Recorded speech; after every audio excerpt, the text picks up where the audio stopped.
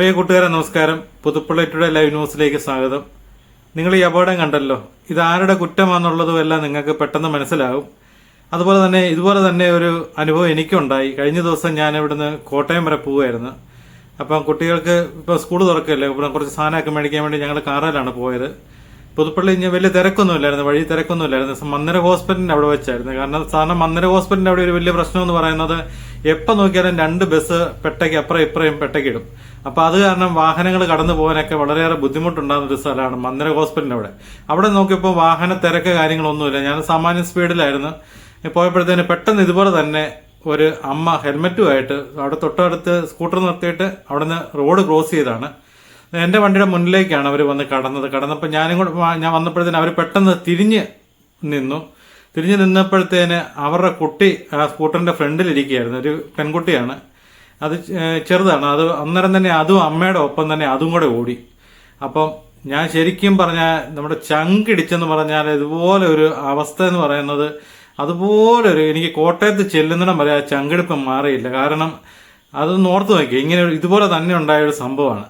അപ്പോൾ നമ്മളിപ്പം റോഡിൽ കൂടെ നടക്കുമ്പോഴത്തേന് നമ്മളോട് ഡ്രൈവിംഗ് ക്ലാസ്സുകളിലൊക്കെ നമുക്ക് പറഞ്ഞു തരും, അപ്പോൾ വാഹനം വരുന്നുണ്ടെന്ന് ഇടത്തോട്ട് നോക്കണം, അതുപോലെ തന്നെ വലത്തോട്ട് നോക്കണം, വാഹനം വരുന്നില്ലെന്നുണ്ടെങ്കിൽ ശേഷം മാത്രമേ റോഡ് ക്രോസ് ചെയ്യാവണമെന്ന് പറഞ്ഞു. പക്ഷെ ഇപ്പോഴത്തെ സാഹചര്യത്തിൽ ആരും അതൊന്നും മൈൻഡ് ചെയ്യാറില്ല. അവരിപ്പം മറ്റുള്ള വാഹനങ്ങൾ പോലും ശ്രദ്ധിക്കാറില്ല.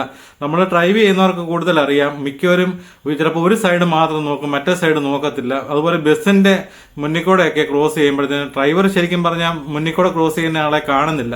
അങ്ങനെ ഒരുപാട് അപകടങ്ങൾ നമ്മുടെ തിരുനഗര ബസ് സ്റ്റാൻഡിലൊക്കെ ഇതിന് മുമ്പ് ഉണ്ടായിട്ടുണ്ട്. അപ്പൊ ഇത് സാധാരണ ഈ പ്രായമുള്ള ആൾക്കാരാണ് കൂടുതൽ ഇങ്ങനെയുള്ള ഈ അപകട സാധ്യത കാണിക്കുന്നത്. അപ്പൊ അവരെ സംബന്ധിച്ച് അവർക്ക് പണ്ട് കാലത്ത് ഡ്രൈവിംഗ് എടുക്കാൻ നേരത്ത് ഇങ്ങനെയുള്ള ടെസ്റ്റുകളോ കാര്യങ്ങളോ ഇങ്ങനെയുള്ള ക്ലാസ്സുകൾ അറ്റൻഡ് ചെയ്യുകയൊന്നും അവർക്കില്ലായിരുന്നു. അങ്ങനെയുള്ള കുറെ ആൾക്കാരാണ് ഈ റോഡിൽ മനഃപൂർവ്വം തടസ്സം സൃഷ്ടിച്ചുകൊണ്ട് മുന്നോട്ട് പോകുന്നത്. അപ്പൊ നമുക്ക് ഈ അപകടത്തിന്റെ ബാക്കി ദൃശ്യങ്ങളും കൂടി ഒന്ന് കാണാം. ഈ സംഭവം നടന്നത് അങ്കമാലിയിലാണ്. അങ്കമാലി കവരപ്പറമ്പിലാണ് ഈ സംഭവം നടന്നത്. അമ്മയുടെ കൈവിട്ടോടിയ പിഞ്ചു കുഞ്ഞിനെ രക്ഷിക്കാൻ വേണ്ടി ഓട്ടോ ഡ്രൈവർ ശ്രമിച്ചതാണ്.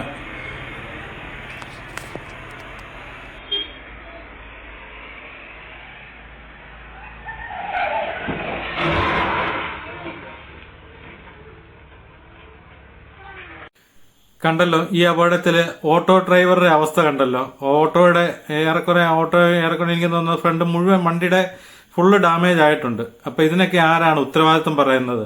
ആ കുട്ടിയെ ശരിക്കും പറഞ്ഞാൽ കുട്ടിയെ തട്ടാതിരിക്കാൻ വേണ്ടി വെട്ടിച്ചപ്പം പെട്ടെന്ന് റോഡിൽ കൂടെ വന്ന വണ്ടിയല്ലേ, ഇതൊന്നും ആരും പ്രതീക്ഷിക്കുന്നതല്ലോ. അപ്പൊ പെട്ടെന്ന് നിയന്ത്രണം വിട്ടുപോയി, അങ്ങനെ മറിഞ്ഞുണ്ടാകുന്ന അപകടങ്ങളാണ്. അപ്പൊ റോഡില് പണ്ടത്തെ ഒരു കാലം അല്ലെന്നുള്ളത് ആരും ചിന്തിക്കുന്നില്ല.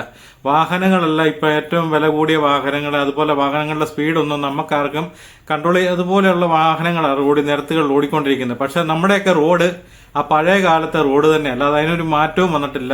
ഒരിടത്തും വീതി കൂടുതലോ കാര്യങ്ങളൊന്നും സംഭവിച്ചിട്ടില്ല.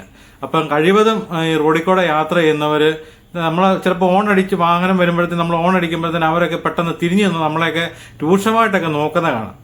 അപ്പൊ വാഹനങ്ങള് അവര് ടാക്സ് അടച്ചിട്ടാണ് അവർ ഈ വാഹനങ്ങൾ റോഡിൽ കൂടെ കൊണ്ടുവന്നില്ലെന്നുള്ളൊരു സാമാന്യ ബോധം നമുക്കുണ്ടാകണം. അതുപോലെ കാൽനട യാത്രക്കാരെ സംബന്ധിച്ച് ഈ വാഹനങ്ങൾ കടന്നു പോയതിനു ശേഷം മാത്രമേ അവര് കടന്നു പോകുള്ളൂ. അല്ലാതെ ഞങ്ങളാണ് ടാക്സ് അടയ്ക്കുന്നുള്ള രീതിയിൽ നിങ്ങൾ നിൽക്കരുത്. വന്ന് തട്ടിക്കഴിഞ്ഞാത്ത അവസ്ഥ എന്താ പറയുക, വണ്ടിക്ക് ഇൻഷുറൻസ് ഉണ്ട്, അതുപോലെ ബാക്കിയുള്ള കാര്യങ്ങളും കേസും കാര്യങ്ങളൊക്കെ ആയിട്ട് അവരതിലേക്ക് പോകത്തുള്ളൂ.